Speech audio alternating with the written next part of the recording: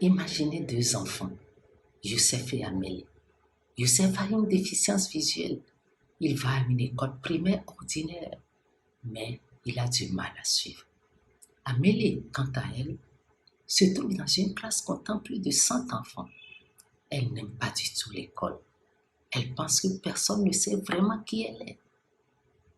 Ces deux cours sur l'éducation inclusive ont été conçus pour aider les enseignantes et enseignants à aider des enfants comme Youssef et Amélie. Les approches apprises pour répondre à leurs besoins bénéficieront à tous les enfants et créeront une atmosphère plus inclusive. Beaucoup de pays ont élaboré d'excellentes politiques d'éducation inclusive et reconnaissent le fait qu'il est vraiment important de travailler pour inclure tous les enfants. Nos partenaires nous disent que ces politiques manquent souvent d'interprétation pour leur mise en œuvre sur le terrain. Les enseignantes et enseignants savent ce qu'ils sont censés faire, mais ne savent pas comment le faire. Nos partenaires suggèrent que la formation n'est pas assez pratique et a souvent lieu en dehors de l'école, dans le cadre d'événements ponctuels et déconnectés. Des données provenant du monde entier suggèrent qu'un développement professionnel efficace doit avoir lieu régulièrement dans la durée et doit aborder les aspects pratiques de l'enseignement.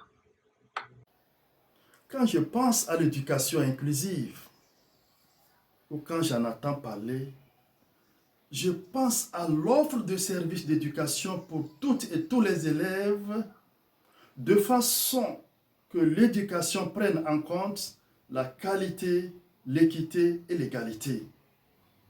C'est-à-dire, je pense que l'enseignante ou l'enseignant est en mesure d'analyser les différents besoins spécifiques des enfants et d'y répondre de façon efficace.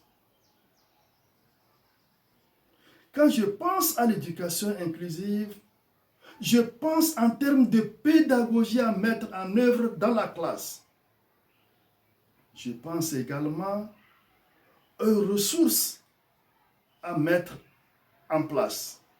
Et par conséquent, j'envisage une école qui dispose de salles de ressources diverses pour répondre au type de besoins que l'enseignante ou l'enseignant doit soit apporter en classe, soit mettre à la disposition d'un ou d'une élève ayant mal compris le concept enseigné, ou encore mettre de matériel spécialisé pour compenser le handicap.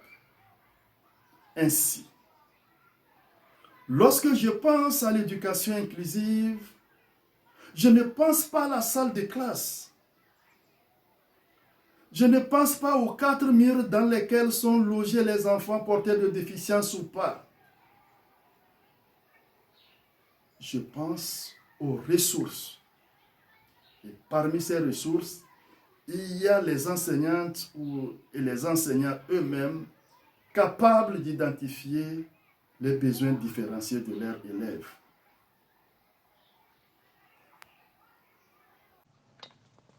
Ce cours, le deuxième de la série, porte sur la création d'une école inclusive.